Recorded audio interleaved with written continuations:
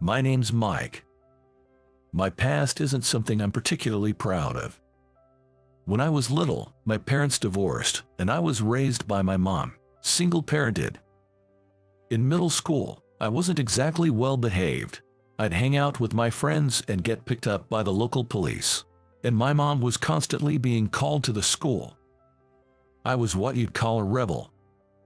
I hardly studied, and I didn't even bother with high school entrance exams. Why bother with school when it's not mandatory, I thought, and chose to drop out despite everyone's objections. I didn't think I was doing anything wrong, but it took my mom collapsing to realize that even thinking that was a mistake. "Mom, are you okay?" Maybe it was the years of stress. She worked from dawn till dusk to make ends meet, and it seemed like the physical and mental strain had finally broken her down. I called an ambulance in a panic and rode with her. The doctor said she was lucky a few days in the hospital would do. What an idiot I've been. I regretted it so much then. Not pursuing further education or a job, just goofing around. I was such a fool. I couldn't stop crying as I watched my mom sleep in her hospital bed. The next day, I went to visit her. When I opened the door to her room, she looked at me and smiled. "You came to see me." "Mom, I'm so sorry for all the trouble I've caused you." "What are you talking about? I don't feel troubled at all. I just want you to be happy and healthy." Seeing her smile, I knew I had to make it up to her somehow. I started job hunting right away, attending numerous interviews day after day. But the world isn't so forgiving. Everywhere I went, they asked about my education. Man, being only a middle school graduate is such a disadvantage. I was close to giving up when I couldn't land a job. Then, I saw a help wanted sign at a local cake shop and decided to give it a shot. It was the shop where I used to go with my mom to buy cakes when I was a kid.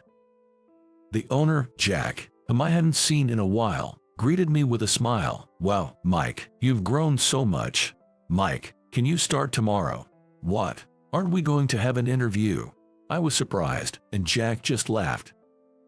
"All right then, let's confirm. Are you ready to make cakes with me?"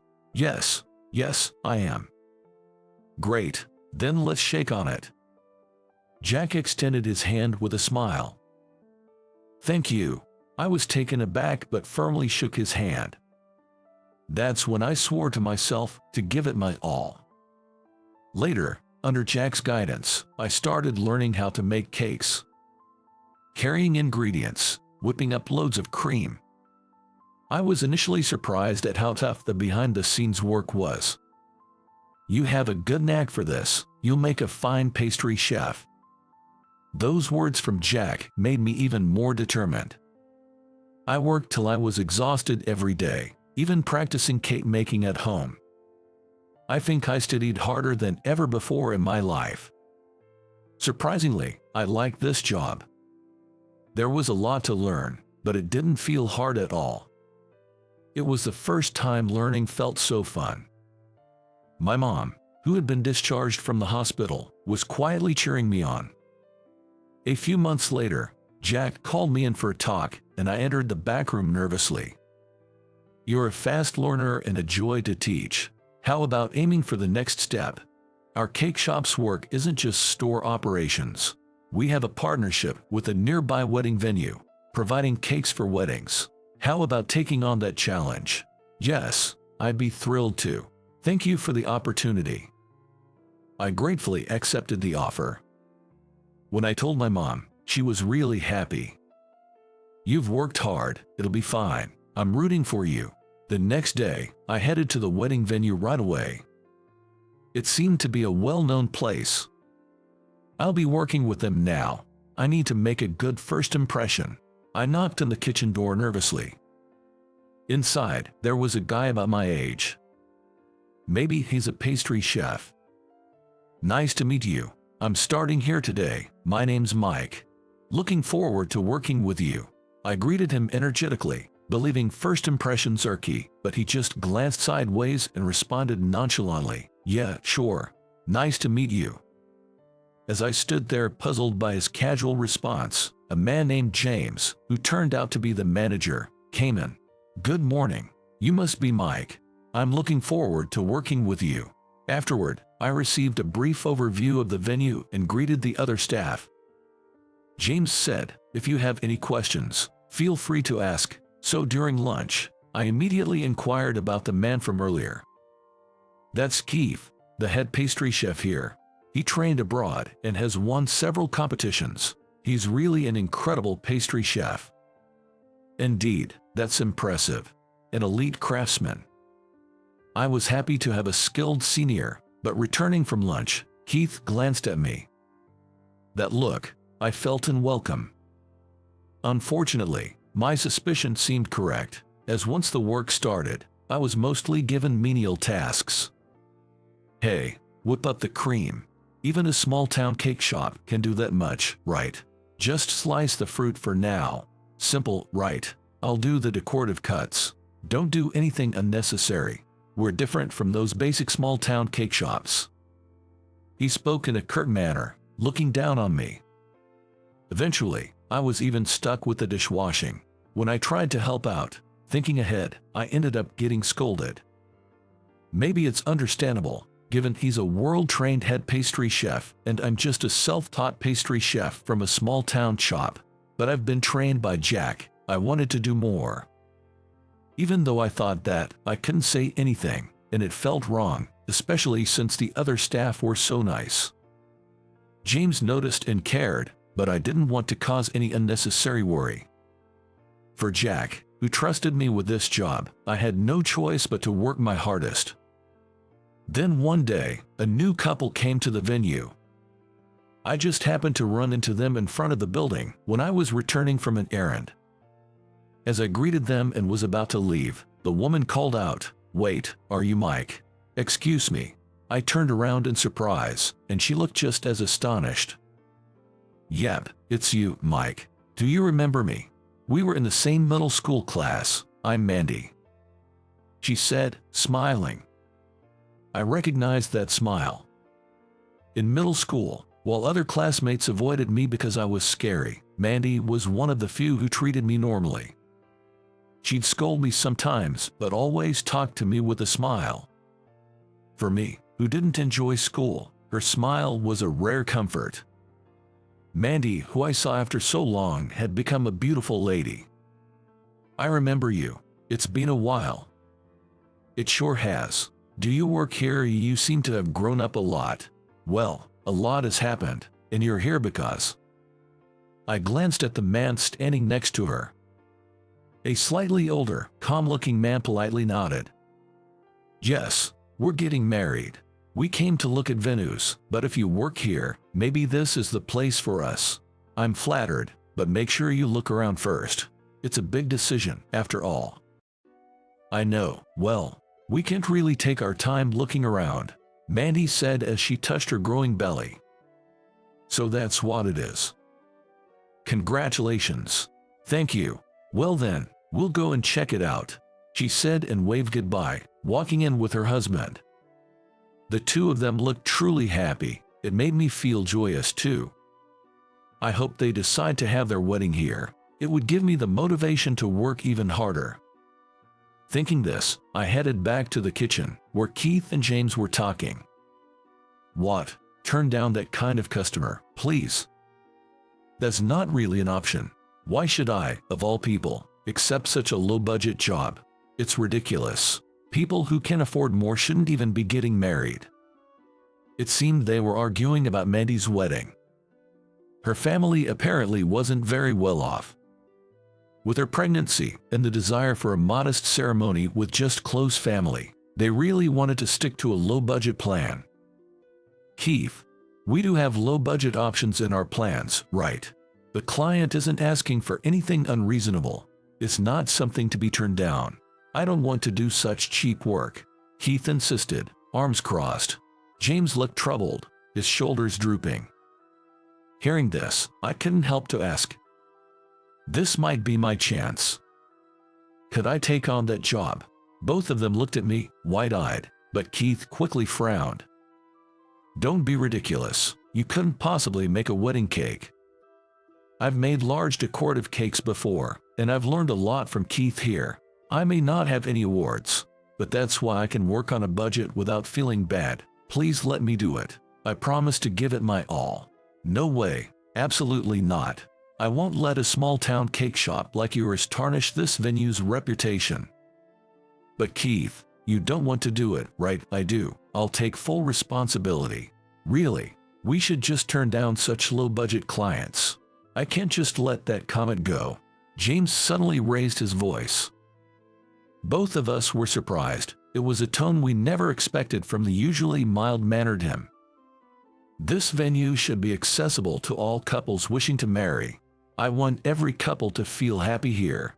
Keith was taken aback by his determination.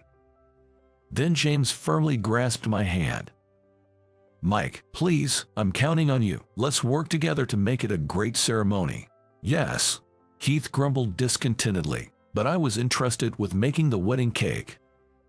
Since then, I spent every night researching, striving to meet all their requests while considering the budget.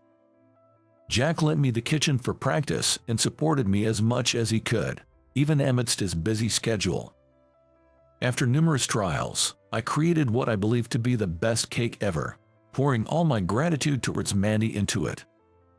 Wow, this is looking great. Jack's approval boosted my confidence, and I couldn't wait for the big day. On the day of the wedding, the kitchen was bustling, but I carefully and lovingly prepared the cake. Keith remained holed up in his office. He was still adamant about not helping with a low-budget ceremony.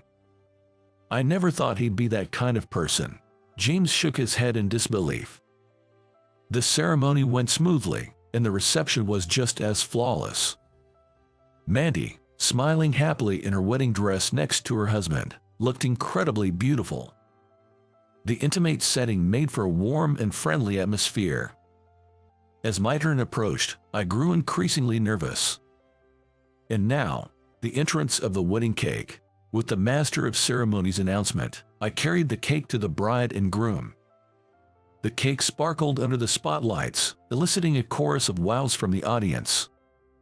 I decorated it with numerous sugar confections of characters from a theme park the couple loved, and arranged edible flowers and cream to resemble a flower field. The cake was surrounded by ribbons made of chocolate and candy crafts. The sugar confections were a labor of love. Wow, it's cute. I could hear cheerful voices from around the room. The bride and groom were also surprised by the cake. What a lovely cake, thank you. You're truly a skilled pastry chef, she said, tears in her eyes. Thank you, it's so beautiful. The groom smiled. Guests eagerly came to take pictures of the cake. The cake-cutting ceremony was a big success. Though the groom looked a bit overwhelmed when he got a mouthful of sugar confections along with the cake. Returning to the kitchen, I was greeted with a round of applause from James and the other staff. Amazing job, Mike. Everyone really liked it. Thank you. It's all thanks to your help, James. James and I exchanged a firm handshake, feeling an unprecedented sense of accomplishment. I was so glad to see everyone happy. Later, 2 letters arrived at the venue. One was a thank you letter from Mandy. The wedding was a memorable experience, especially the cake. I want to thank all the staff who put together such a wonderful ceremony, and the pastry chef who made the cake. The other letter was from the boss of the groom who attended the wedding. He was impressed by the cake and showed it to his daughter who was planning her wedding. She wanted the same cake for her wedding. I want the best cake for my daughter, the letter stated, an outright offer. Mike, you did it. James was even more excited than I was. See, I told you you had a knack for this, Jack said, seemingly proud when I told him. After that, word seemed to spread, and I started receiving a lot of wedding cake requests. Eventually, I was trusted with making all the cakes for the venue, and Keith had left before I realized it. I heard later that his overbearing attitude had made him unpopular among the staff, and everyone was relieved when he finally left. James seems to have been promoted since then. He's in a commanding position in the office, but he still wants to be involved in the field even after his promotion. So the subordinates are having a tough time. The new manager was grumbling a bit in the kitchen. As for me, I received an offer saying, "We'd love for you to become the exclusive pastry chef in place of Keith," but I chose the path of the small-town cake shop. I enjoyed working at the venue, but I wanted to keep working with Jack, who had nurtured me. I also wanted to give back to Jack, who had always supported me behind the scenes. James was a bit disappointed, but he smiled and accepted my decision, respecting the path I had chosen. "Are you sure about this, Mike? You could have stayed working at the wedding venue permanently." Jack said it was a waste, but his wife told me he's actually really happy about it. Now, I am applying the skills and knowledge I gained at the venue to create new cakes, and they are well received by customers. And with the earnings, I gifted my mom a vacation. Seeing her son succeed in his work, she was very happy. "You were such a rascal, but you've grown up to be such a fine young man. I'm so proud," she said with tears in her eyes. It was a heartwarming moment for me as well. Later, Mandy became a regular customer, often coming to buy cakes with her family. "I'm counting on you for my daughter's wedding cake too." As she said this, she cradled a little girl in her arms. A few months after the wedding, a lively little girl was born. I smiled back warmly as her small eyes gazed at me. Of course, I'd be delighted. Life is what you make of it, and you can always start over, no matter what happens. That's what I've come to realize from my own experience.